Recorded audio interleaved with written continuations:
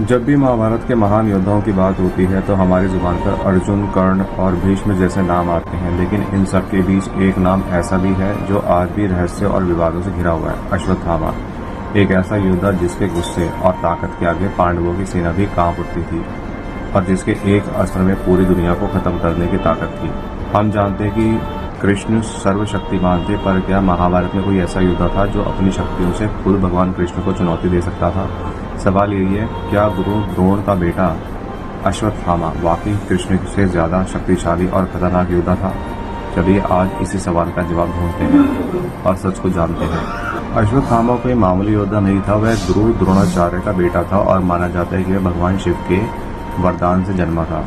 उसके माथे पर जन्म से ही एक दिव्य मणि थी जो उसे भूख, प्यास और कई तरह के खतरों से सुरक्षित रखती थी। उसने अपने पिता द्रोणाचार्य से ब्रह्मास्त्र और आग्नेयास्त्र जैसे विनाशकारी अस्त्रों का ज्ञान मिला था। युद्ध के मैदान में अश्वत्थामा ने अकेले पांडव सेना में हाहाकार मचा दिया था।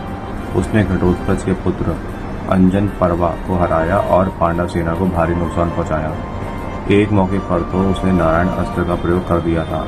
यह अस्त्र इतना विनाशकारी था कि भगवान कृष्ण को तुरंत पांडवों को अपने हथियार फेंक कर आत्मसमर्पण करने की सलाह देनी पड़ी, क्योंकि जो भी इसका विरोध करता उसका अंत निश्चित था। लेकिन अश्वत्थामा के क्रोध की असली परीक्षा तब हुई जब धोखे से उसके पिता द्रोणाचार्य का वध कर दिया गया। प्रतिशोध की इस आग ने उसे अंधा कर दिया और यहीं से उसकी कहानी ने एक खतरनाक मोड़ ले लिया।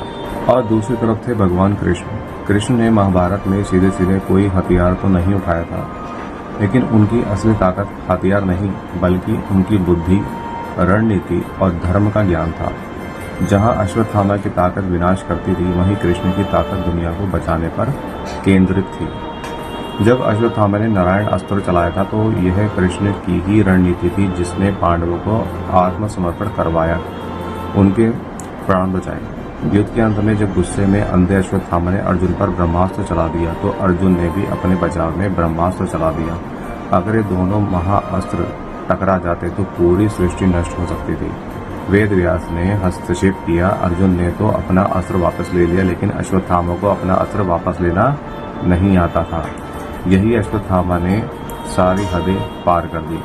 उसने उस अस्त्र की दिशा बदलकर अभिमन्यु की पत्नी उत्तरा के गर्भ की ओर कर दी, ताकि पांडवों का वंश भी समाप्त हो जाए। तब भगवान कृष्ण ने अपना विराट रूप त्याग कर एक सूक्ष्म रूप धारण किया और उत्तरा के गर्भ में जाकर उस अजन्मे बच्चे परीक्षित की रक्षा की। यह घटना साफ दिखाती है कि कृष्ण की शक्ति किसी भी भौतिक सीमा से कहीं बढ़कर थी। तो असली सवाल यह है कि ताकत आखिर है क्या? क्या बड़े बड़े विनाश हथियार रखना ही ताकत है, या उन हथियारों को काबू में रखकर धर्म की रक्षा करना असली ताकत है?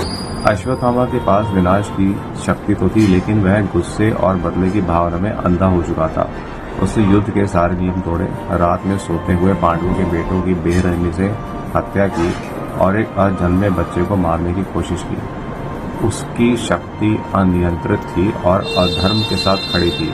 वहीं दूसरी ओर कृष्ण की हर योजना, हर चाल धर्म को बचाने के लिए थी। उन्होंने अपनी शक्तियों का इस्तेमाल हमेशा रक्षा के लिए ही किया है, विनाश के लिए नहीं। उनकी नज़र में बुद्धि की ताकत शरीर की ताकत से हमेशा बड़ी थी। तो वो छुपाने वाला सच क्या है? सच ये है कि विनाश करने की क्षमता में अश्वत्थामा यकीनन महाभारत के सबसे खतरनाक योद्धाओं में से एक थी, लेकिन इसमें कोई शक नहीं। लेकिन उनकी तुलना कृष्ण से करना ही गलत है। अश्वत्थामा एक ताकतवर योद्धा था, पर श्री कृष्ण तो खुद शक्ति के स्रोत थे, वो परमात्मा थे।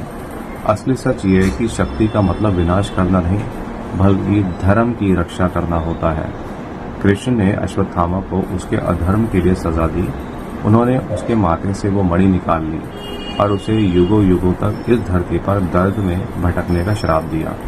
और यही श्राप सबसे बड़ा सबूत है कि बिना सोचे समझे इस्तेमाल की गई ताकत और अधर्म का रास्ता आखिर में खुद ही बर्बादी और कभी ना खत्म होने वाला दर्द की तरफ ले ही जाता है।